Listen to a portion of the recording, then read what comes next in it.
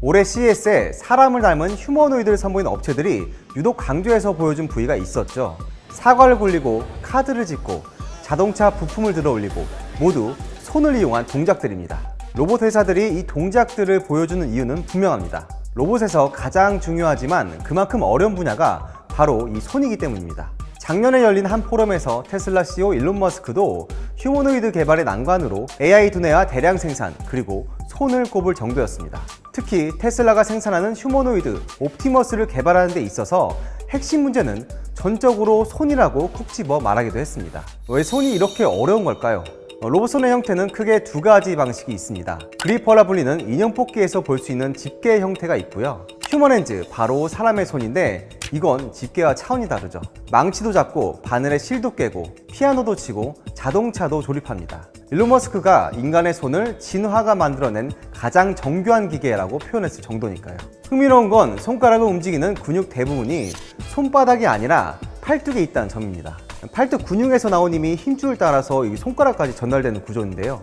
이 복잡한 구조를 로봇으로 구현하는 방식이 다르다 보니 CES에 나온 휴머노이드들의 손의 모양과 방식이 제각각입니다. 손가락 개수를 먼저 볼까요?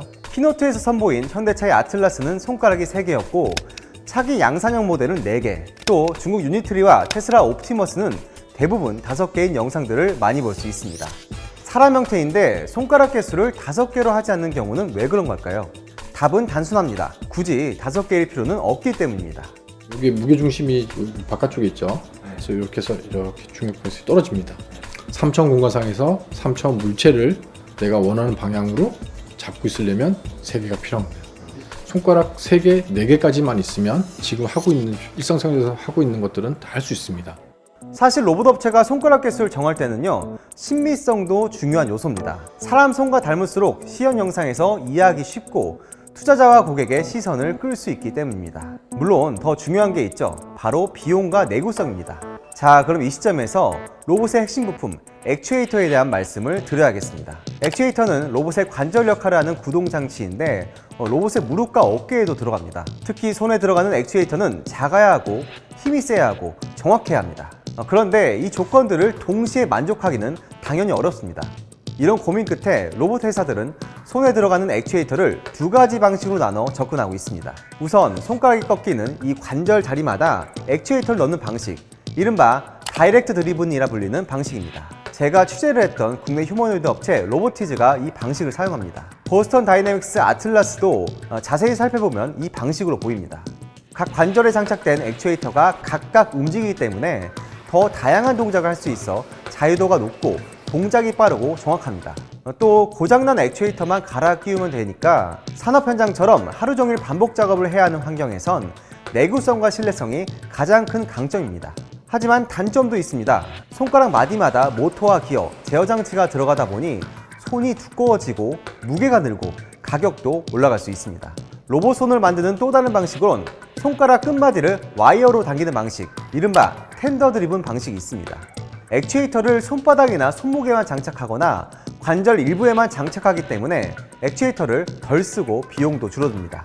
모양은 사람 손에 가까운데 테슬라 옵티머스나 중국 유니트리의 손가락이 사람처럼 얇고 가는 이유가 액추에이터를 마디마디마다 다 넣지 않았기 때문입니다. 구조가 단순하고 가볍지만 다만 와이어의 장력, 텐션이 떨어져 늘어나면 정밀도가 떨어지고 유지보수를 자주 해줘야 한다는 번거로움이 있습니다. 휴머노이드 손을 둘러싼 경쟁이 이렇게 치열해진 이유, 이 액추에이터가 로봇의 성능과 가격을 좌우하기 때문입니다. 특히 손에 들어가는 액추에이터는 아직까지 사서 쓸 수 있는 표준 부품이 거의 없습니다. 각 회사가 직접 설계하고 직접 만들어야 하는 상황이다 보니 기술 격차가 그대로 제품 격차로 이어집니다. 이렇다 보니 최근 로봇손만 전문으로 만드는 회사들이 전 세계적으로 빠르게 늘고 있습니다. 갑자기 작년에 중국에서 했던 로봇 학회랑 거기에 로봇을 만들어서 파는 회사가 10개가 갑자기 생겼어요. 1년 몇 개월 만에, 그러니까 몇 개월 만에 중국에서만 10개 나오고요. 국내에도 비슷비슷한 유형의 회사들이 한 5개 정도 회사들이 손만 하겠다고 하는 회사들. 네, 하더라고요. 로봇 손은 진짜 전쟁이에요, 진짜. 2026년 올해 AI가 하드웨어에 탑재되는 피지컬 AI가 본격화될 거라 하죠. 휴머노이드의 승부처는 어쩌면 손에서 갈릴지도 모릅니다. 전기차와 우주선, 휴머노이드 사업까지 하는 일론 머스크 테슬라 CEO의 휴머노이드 개발 난이도를 물어봤습니다.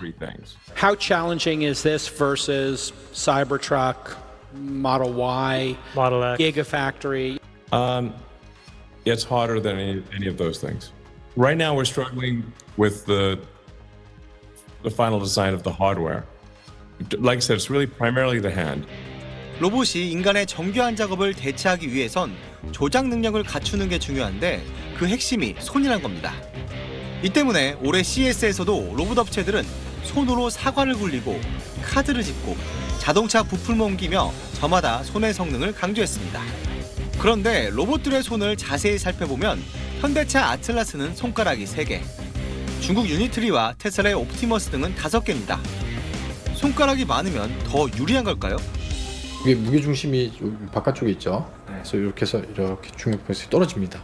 3차원 공간상에서 3차원 물체를 내가 원하는 방향으로 잡고 있으려면 3개가 필요한 거예요. 3개, 4개까지만 있으면 충분히 지금 하고 있는 일상생활에서 하고 있는 것들은 다 할 수 있습니다. 손가락 개수보다 더 중요한 건 손가락을 움직이게 하는 액추에이터입니다. 로봇의 관절 역할을 하는 동작 제어 구동 장치인 액추에이터는 무릎이나 어깨에도 들어가지만 손에 쓰이는 건 개발 난이도가 더 높습니다. 손은 더 작고 다양한 동작을 수행해야 하기 때문입니다. 소형의 그리고 사람처럼 악력이 셀 정도의 힘을 가진 그런 액추에이터 개발이 어떤 로봇 핸드의 가장 중요한 핵심 포인트이지 않을까. 독립적으로 움직일 수 있는 관절이 몇 개인지를 업계에서는 자유도라고 부릅니다. 10개 관절이 자유롭게 움직이면 10자유도라고 부르는 식입니다. 자유도가 높을수록 섬세한 작업이 가능합니다. 제조 현장이라든지 물류센터에서 실제 작업자들이 하던 일을 그리고 하던 도구들을 이제 만져야 되고 다뤄야 되는 일들이거든요. 그럴 경우는 역시나 아무래도 이제 다자유도, 아무래도 이제 자유도가 높은 형태의 핸드가 굉장히 주목을 받고 있는 거고요. 하지만 액추에이터 숫자가 늘어나면 가격은 비싸집니다. 그래서 손가락 끝마디는 액추에이터 대신 와이어를 연결해 당기는 방법을 쓰기도 합니다.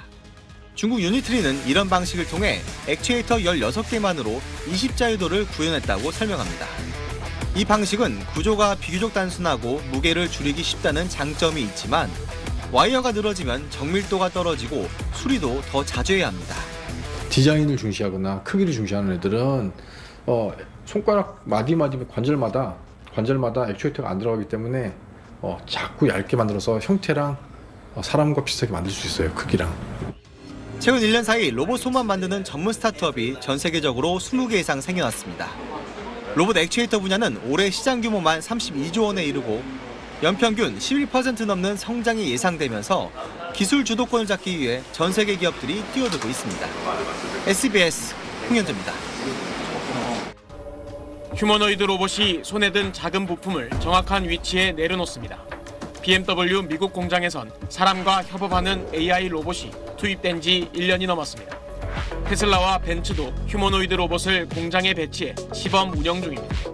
중국에서는 24시간 조명도 없이 AI와 로봇만으로 돌아가는 불 꺼진 공장, 이른바 다크 팩토리도 등장했습니다.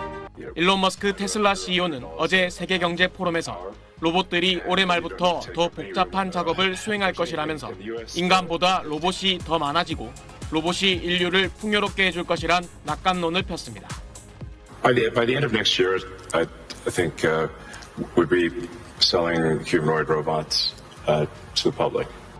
하지만 AI와 로봇의 투입은 당장 인류에게 일자리 위협으로 다가오고 있습니다. 2023년 미국에선 AI 기술이 일자리를 빼앗는다며 할리우드 노동자들이 거리로 나섰고 국내에선 AI 도입으로 구조조정에 몰린 콜센터 노조가 시위를 벌이기도 했습니다. 2030년까지 전체 일자리의 30% 정도가 AI와 로봇으로 대체될 거란 전망도 나옵니다. 숙련 노동자들의 그런 그 자리도 이제 빠르게 대체가 되고 있는 거는 이제 분명한 것 같습니다. 다수한테는 이게 불안, 위기의 언어로 이제 다가올 수밖에. 전문가들은 AI와 로봇 도입으로 산업 구조가 완전히 재편되는 만큼 새로운 일자리를 만들고 일자리를 잃은 사람들을 재교육하는 기업과 정부의 노력과 함께 새로운 노사 모델도 필요하다고 말합니다. 공정전환, 정의로운 전환과 같은 모델로 그 인력들을 어떻게 재배치할 것인지 그리고 새로운 일자리를 만들어 나갈 수 있도록 AI로 실직한 사람들을 위해 이른바 로봇세, AI세 등을 도입하는 등 기존에 없던 재원 마련과 지원책이 필요하다는 지적도 나오고 있습니다. SBS 정성진입니다. 현대차가 공개한 아틀라스의 자연스러우면서도 사람의 한계를 넘는 움직임은 물리적 실체를 가진 피지컬 AI, 그중에서도 휴머노이드가 화두라는 걸 각인시켰습니다.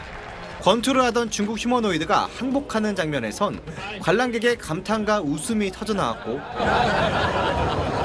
사람과 대화하는 장면에선 휴머노이드가 인간 곁에 설 미래를 엿볼 수 있었습니다.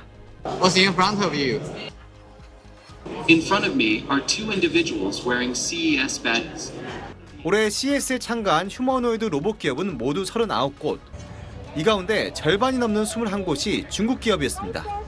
성인 남자가 얼굴 높이까지 뛰어올라 날아차기를 하고 수박을 산산조각 내는 중국 휴머노이드는 역동적인 움직임을 앞세워 전 세계를 공략합니다. 로봇 프로그램을 개발하는 이 국내 기업은 중국 유니트리의 제품을 구매했습니다.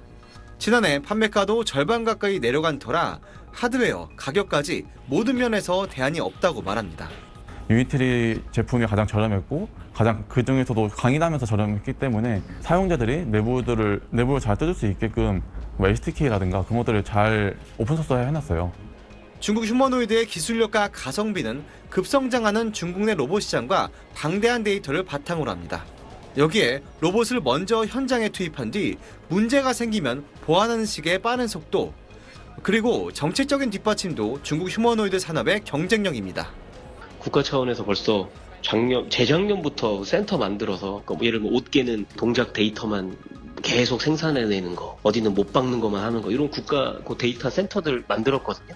우리나라는 민간 기업 중심으로 데이터 센터 건설에 나서고 있지만 여전히 많이 부족합니다. 중국은 정부 주도로 로봇 발전 계획을 세우고 로봇 도입 기업에 보조금까지 주고 있습니다. 우리나라의 제조업 기반과 반도체, 배터리 기술은 이미 세계적인 수준. 이젠 휴머노이드 산업 확장을 위해 중국이 어떤 노력을 해야 하는지도 들여다볼 시점입니다. SBS 홍현재입니다.